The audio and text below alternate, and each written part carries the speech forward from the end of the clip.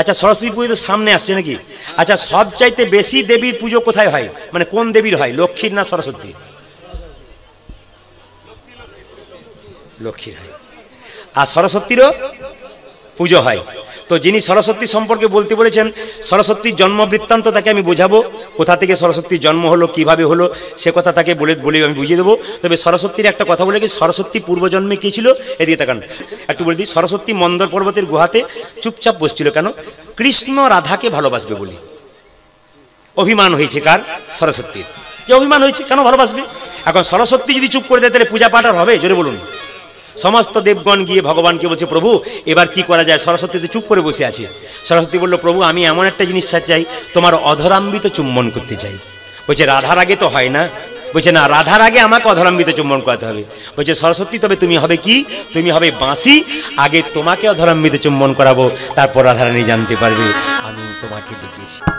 যদি কোনো পরিবারে একজন পুরুষ কৃষ্ণ ভক্ত হয়, তবে সেই পুরুষটি মহান হয়ে যায়। তার স্ত্রী যদি কৃষ্ণ ভক্ত হয়, তবে সে ভাগ্যবতী হয়ে যায়। আর স্বামী স্ত্রী দুজনেই যদি বাড়িতে কৃষ্ণ ভক্ত হয়ে যায়, ওই বাড়িটার বাড়ি থাকে না, ওটা মন্দির হয়ে যায়।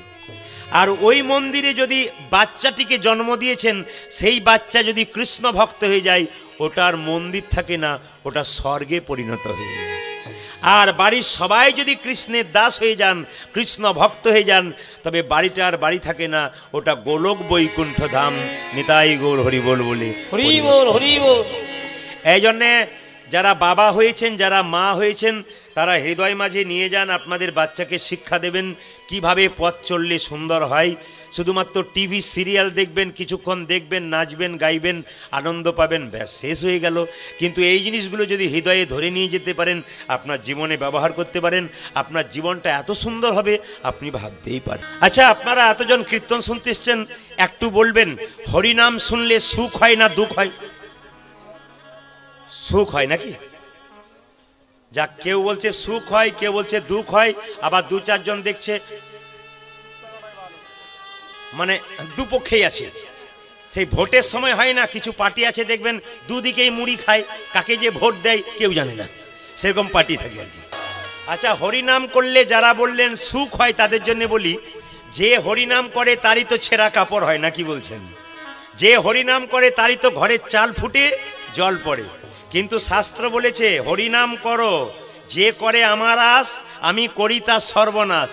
তবে সে যদি না ছাড়ে আমার পাশ, শেষে হই আমি তার দাস অনুদাস। ছাড়বেন না, ছেড়ে দিলেই গন্ডগোল আছে। একটু প্রমাণ দিয়ে দিই আপনাদের। একদিন বর্ষাকালে একটা ব্যাঙ বেরিয়েছে পোকা খাবার জন্য। মানে ভগবানের বিচার সমান। যেমন আমার 5টা আঙ্গুল আছে, একটা আঙ্গুল কাটলে ব্যথা লাগবে, যে কোনো আঙ্গুল কাটলে ব্যথা লাগবে। একটা মায়ের 5টা ছেলে, কেউ চোর, কেউ সাধু, কেউ হয়তো ইঞ্জিনিয়ার, কেউ ডাক্তার, কিন্তু সবাই তার কাছে সমান। চোরটাও যেমন সমান, ইঞ্জিনিয়ারও সমান।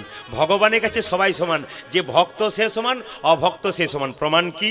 যেমন একটা বঁটি তরকারি কাটেন না, সবজি কাটেন, ওই বঁটিটা কি দিয়ে তৈরি হয়? মাটি দিয়ে। ও আচ্ছা, আমার জানা ছিল না, জেনে গেলাম। তো জেনে নিন আপনারা, তা লোহা দিয়ে তৈরি হয় নাকি কাটারি? তা মায়েরা লক্ষ্য করুন, ওই কাটারিটা কিছু মনে করবেন না, ওই দিয়ে ফল কাটছেন, আবার ওই কাটারিতে মাংস কাটছেন। কিন্তু পরশমণিকে স্পর্শ করলে, যে কাটারিতে মাংস কাটছেন ও যদি পরশমণি স্পর্শ করে, ও সোনা হয়ে যায়। আর যে ফল কাটে সে তো সোনা হয়ে যায়। যে সাধু, সে যদি ভগবানের কাছে যায়, সে তো সাধু হয়েই আছে, আরও হয়ে যায়। আর যে চোর, কোনোদিন ভগবানের নাম করে নাই, যদি ভুলক্রমে একবার ভগবানের চরণে যায়, ও তো সাধু। প্রমাণ কি? ভগবানের বিচার সমান। প্রমাণ কি? একদিন বর্ষাকালে প্রচুর জল হচ্ছে, একটা ব্যাঙ বেরিয়েছে পোকা খাবার জন্য, একটা সাপ বেরিয়েছে ব্যাঙ খাবার জন্য। সাপ জানে না ব্যাঙ কোথায়, ব্যাঙ জানে না সাপ কোথায়। কে জানিয়ে দিল? ব্যাঙ। প্যাঁক প্যাঁক প্যাঁক শব্দ করে। এখানে তত্ত্ব কি বলল?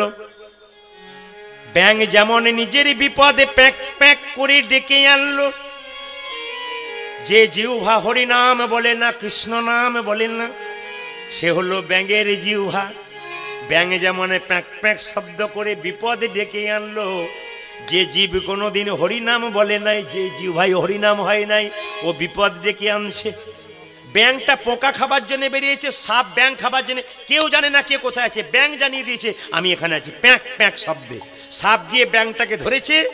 ব্যাঙটা কেঁদে কেঁদে বলছে, হে গোবিন্দ, আমি তো তোমার পোকা খাবার জন্য বেরিয়েছিলাম, সাপের মুখে পড়ে গেলাম, এখন আমাকে বাঁচাও। সাপ তখন বলছে, হে গোবিন্দ, আমিও তো তোমার 1 মাস খাই নাই, পেট খালি হয়ে আছে, ব্যাঙ পেয়েছি যেন ছেড়ে না যাই। ভগবান কি করবে এবার বলুন? আপনারা কোনটা বলছেন? ব্যাঙ ছেড়ে যাবে না খাবে সাপ, কোনটা? আপনারা তো কোনো পক্ষেই বলতে পারছেন না, কারণ দুটোই তো আপনাদের কাছে সমান। কিন্তু একটা কথা বলি, ভগবানের বিচার সমান। ব্যাঙে কেঁদে কেঁদে বলছে, হে গোবিন্দ, আমি তো তোমার পোকা খাবার জন্য বেরিয়েছিলাম। সাপই বলল, হে গোবিন্দ, তোমার আমি তো ব্যাঙ খাবার জন্য বেরিয়েছিলাম, ব্যাঙ ধরেছি যেন ছেড়ে না যাই। আর ব্যাঙ বলছে, হে গোবিন্দ, আমাকে বাঁচাও, যেন সাপের মুখ থেকে কোনো রকমে আমি রেহাই পাই। ভগবান তখন বিচারটা সমান দেখুন, ব্যাঙকে বলল, ব্যাঙ, তুই যখন মরেছিস তখন মরার মতো মর, চুপ করে থাকবি, প্যাঁক প্যাঁক করলেই তোর বিপদ আছে। আর সাপকে বলছে, সাপ, তুই যখন ধরেছিস তখন ধরার মতো ধর, ছাড়লেও তোর বিপদ আছে। ব্যাঙকে যখন ভগবান বলল, তুই মরেছিস তখন মরার মতো মর, চুপ করে থাকবি, ব্যাঙটা তখন মনে মনে ভাবলো, স্বয়ং ভগবান যখন মরতে বলেছে তখন আমার চিৎকার করে কী লাভ আছে, আমি চুপ করে থাকি। সাপটা তখন মনে মনে ভাবছে, যতই তুই চুপ করে থাক না কেন, তো বেটাকে ছাড়বো না, ভগবান বলছে ছাড়লেই বিপদ আছে। এখন কি করেছে দেখুন, কোনো মতেই ছাড়ছে না। আপনার যদি প্রচণ্ড খিদে পায়, 1 থালা ভাত সামনে যদি থাকে, আপনি কতক্ষণ অপেক্ষা করবেন? জিভ থেকে জল পড়বে না? আচ্ছা, মুখের মধ্যে সাপটা ব্যাঙটাকে নিয়েছে, মনে মনে ভাবছে 1 ঘন্টা হলে ব্যাঙ বেটা চুপ করে, ব্যাঙ বোধহয় মরে গেছে, প্যাঁক প্যাঁক করছে না, এই বলে আবার নামিয়ে ভালো করে খাই।